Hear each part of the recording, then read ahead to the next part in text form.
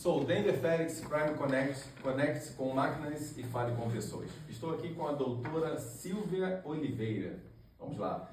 Médica, psicanalista, escritora, eu tenho que ler, cara, tanta coisa que eu tenho que ler. Vamos lá, aguenta aí. Palestrante, mentora, analista comportamental, master coach, com formação em cardiologia, medicina no trabalho, perícia médica e psiquiatria. É isso tudo? Tem mais alguma coisa? Tem. Pode falar então, fica à vontade. Eu também tenho curso de ergonomia, programação neurolinguística, hipnose. Interessante. Não vai me hipnotizar aqui não. Não, Tá não bom, vai ser então. preciso. Mas vamos lá, falar um pouquinho da Silvia. Quem é Silvia? Tudo isso mais alguma coisa. O mais importante é que eu sou filha, mãe cristã, filha de Deus. Perfeito. Isso é o mais importante de tudo isso. E por essa, como médica, qual o objetivo? Que eu vejo aqui, tem um livro aqui na minha mão, né? Coordenadora Silvia Oliveira, Além das Barreiras, o Poder da Transformação. Esse livro aqui, qual o objetivo dele, o objetivo principal desse livro? Poderia falar pra gente, Silvia? Esse livro conta a história de algumas pessoas, histórias reais, onde ocorre a transformação. E como eu trabalho com transformação, porque na minha outra parte, né, sou médica e sou master coach, que são coisas, às vezes, antagônicas. Porque o coach, ele não pode dar um diagnóstico e dar um tratamento para o paciente, né? Para o cliente, não é? No caso não é paciente. Então, a gente não trabalha assim, totalmente diferente do médico, que eu estou acostumada. Como médica, a dar o diagnóstico. Você tem isso, você tem aquilo, você precisa tomar esse remédio, você precisa fazer essa dieta. Então, eu estou prescrevendo. Okay. Como coach, eu não posso fazer isso. Isso é interessante, Silvia, porque eu tenho a formação em coach, até pelo Instituto Olus, do meu amigo Marcos Vanderlist, mando um abraço para ele, mentor. E eu queria dizer o seguinte, como dividir isso, porque na época que eu fiz o curso de coach, eu lembro perfeitamente que havia essa polêmica, né? Coach ou psicólogo, como é que é isso? Como é que divide isso? Coach médico, como é que você divide essas duas fases? É através do perfil do cliente? Como é que você faz esse trabalho? Na realidade, eu vou contar um pouquinho a história de como eu cheguei a ser coach. Eu não imaginava que eu estaria escrevendo livros, que eu seria coach, que eu faria PNL, nada disso. Tudo aconteceu depois da minha pós-graduação em psiquiatria. O que acontece? Iniciei minha carreira como médica, como cardiologista. E nunca imaginei que eu ia ter mais uma especialidade. Acabei fazendo perícia médica e medicina do trabalho por fazer. E, de repente, eu comecei a trabalhar com isso e fui deixando um pouco de mão a cardiologia, né? No Brasil, a gente costuma dizer assim, a especialidade principal é a esposa e as outras são as amantes. Então, eu nunca imaginava que eu ia ser médica do trabalho e perita em primeiro lugar, antes da cardiologia. Só que eu fui mudando, eu comecei a gostar da medicina do trabalho e da perícia, porque é uma coisa multidisciplinar. Não é uma coisa só de medicina. A gente tem que entender de tudo um pouco. Inclusive psicologia. Envolve todo um compêndio de informações. Engenharia, segurança, direito, só uma série de coisas, né? E eu fui gostando disso e da parte de administração, na parte de gestão. E eu fui me envolvendo cada vez mais, aí já fui deixando de lado a cardiologia e passei como principal a medicina do trabalho e a perícia médica. E na perícia e na medicina do trabalho, eu senti a necessidade de estudar um pouco mais além da parte clínica, que cardiologia é uma especialidade clínica. E aí eu passei a estudar ortopedia, porque vem casos, tanto na perícia como na medicina do trabalho, problemas ortopédicos, e ultimamente aumentou muito as questões psíquicas, né, as questões mentais. Sim. E aí, tanto eu estudei ortopedia como eu estudei psiquiatria. E Silvia, quando você fala a questão que aumentou muito, esses dados, nós ouvimos isso aí, vocês podem procurar na internet. Eu, em particular, eu até apresentei lá no jantar a questão do transtorno do espectro autista, e isso realmente tem sido algo exponencial, não só nessa parte do TEA, mas também na parte mental. Você pode dar assim, um dado estatístico aproximado, não precisa ser exato, porque quando fala que está aumentando, ele está sendo o quê? Algo assim numa velocidade preocupante? Como é que está sendo isso, visto isso no Brasil e no mundo? No mundo, na realidade do mundo. E no Brasil a gente percebeu, eu já vinha percebendo isso desde 2019, antes da pandemia. Só que depois da pandemia a coisa ela deu uma acelerada. E hoje a gente pode falar em torno de 60% de crescimento, mais ou menos, nos afastamentos, né, nas questões previdenciárias do INSS.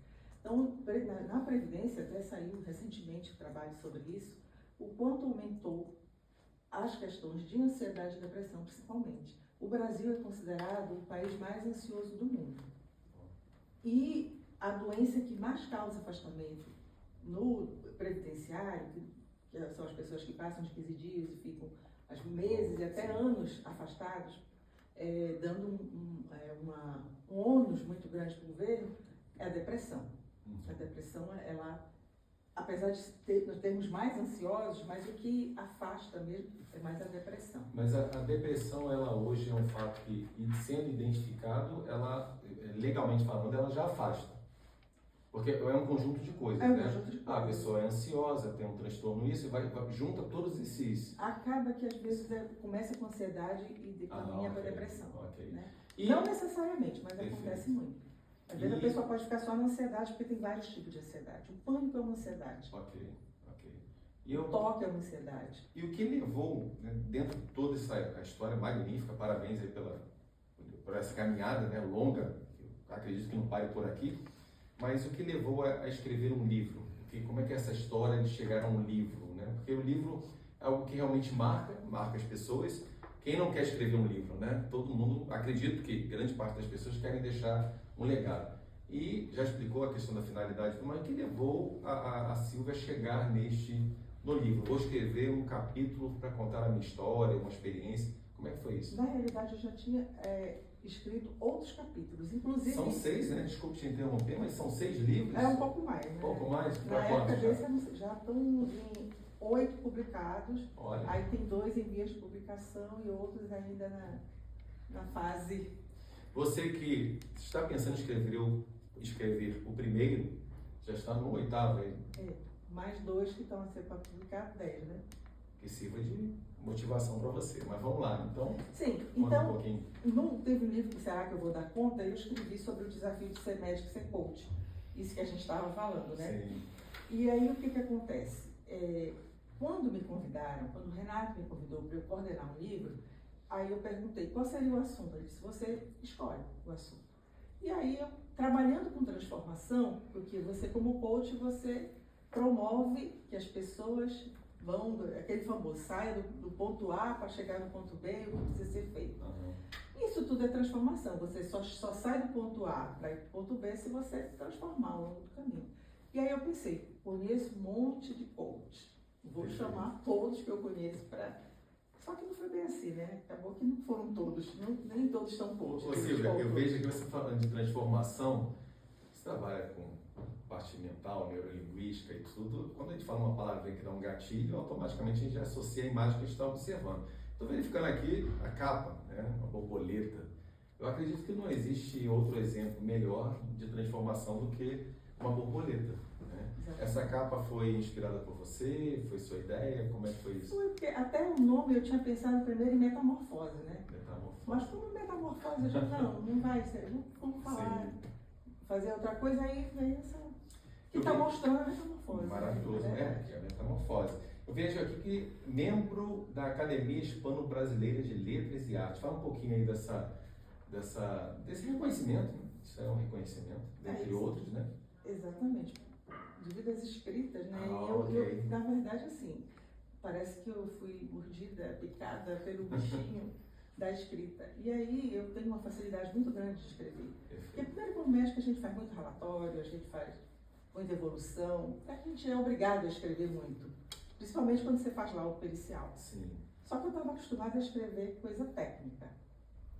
Quando eu comecei a escrever sobre desenvolvimento humano, na verdade, é diferente. E eu fiquei com mais facilidade ainda para escrever. Então, você me dá um tema, eu escrevo rapidamente. Eu escrevo, meus capítulos eu faço em 48 horas no máximo. Perfeito. Silvia, perguntas. Verificamos que, quando falamos de livro, vê-se hoje muito na internet, eu trabalho como especialista de inteligência artificial.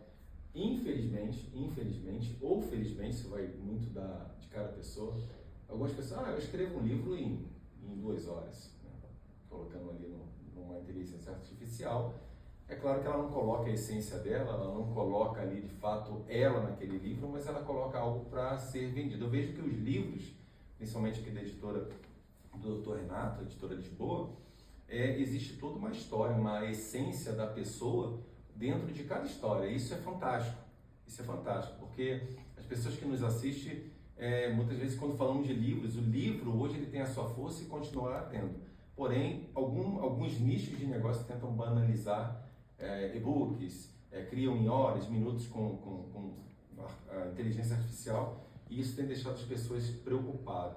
O que você tem a falar sobre esse conceito, dessa transição que nós estamos passando? Se realmente você não tiver uma inspiração, se não vier de dentro de você, não funciona. Certo. A inteligência artificial ela pode ajudar muito. Então, por exemplo, às vezes você tem alguma dúvida de como começar. Aí ela pode te ajudar. Mas você tem que ter conteúdo, senão não vai. Senão fica aquela coisa artificial, fica perceptível que não veio. Não passa a vida, né? Ou seja, não passa. Quem está lendo, está entrando naquela história, está sentindo aquilo que foi passado. Isso é fantástico. E todas as histórias, por exemplo, esse livro eu não contei nenhuma história minha de transformação. No primeiro capítulo eu contextualizei o assunto. Como se transforma, o que precisa. Para quê? Para que as histórias que vêm depois estivessem encadeadas naquilo que eu estou falando no início. O que é que eu preciso para me transformar? Como se transformar? Então eu contextualizo isso, né? Com referência biográfica, inclusive, e depois vem as histórias das pessoas.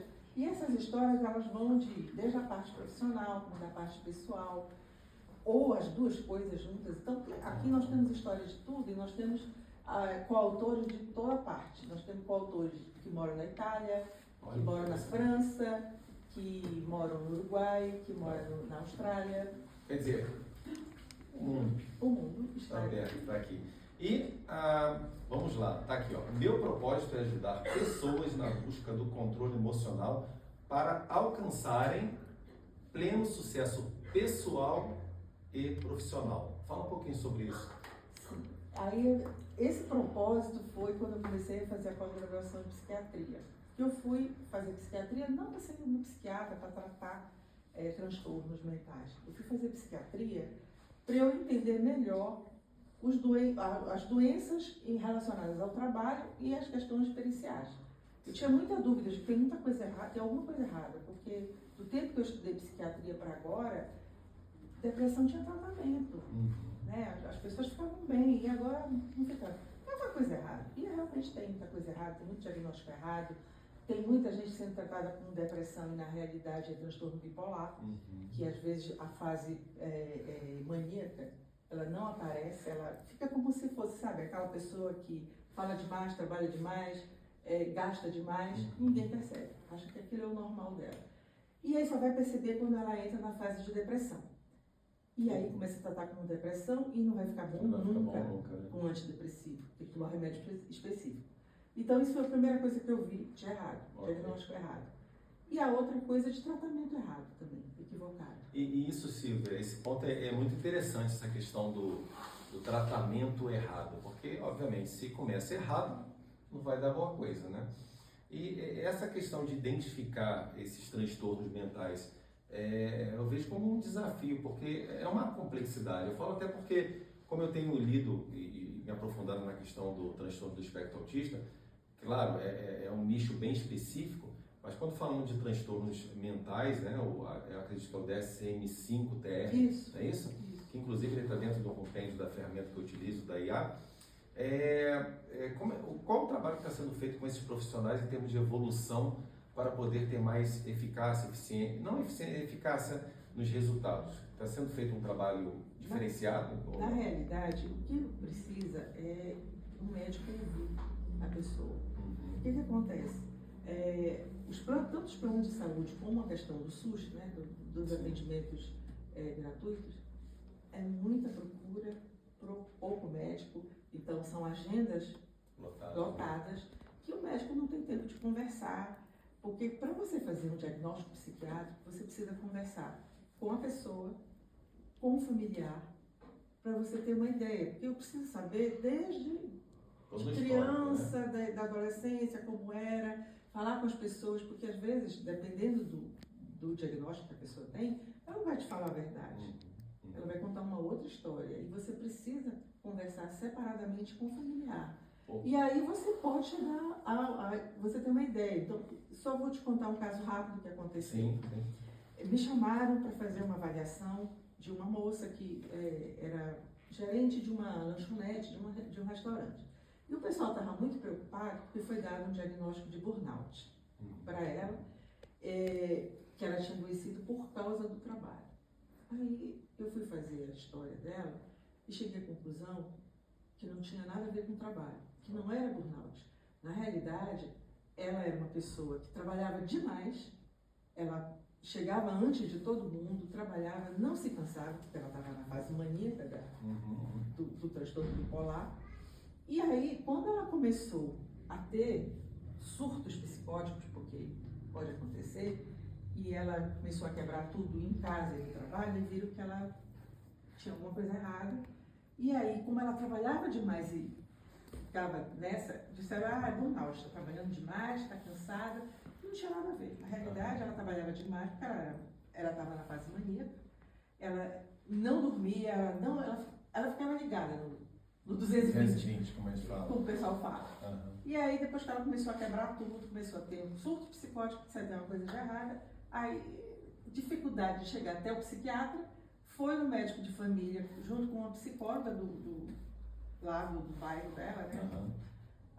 É burnout, porque associaram assim, o excesso de trabalho, que ela chegava, ela trabalhava demais, não sei o quê, é burnout. Não tinha nada a ver com Não tinha nada a ver. Ou seja, dentro de tudo que nós conversamos até agora, voltado a esse assunto dos transtornos, pela dificuldade de um número de profissionais que hoje existem para poder atender a população, ele já se torna inferior por tudo isso. Colocando essa complexidade do estudo de situação, se torna mais complexo ainda, né? Exatamente. Mas se você prestar atenção na pessoa, se você ouvir a história, nem precisa ser muito tempo.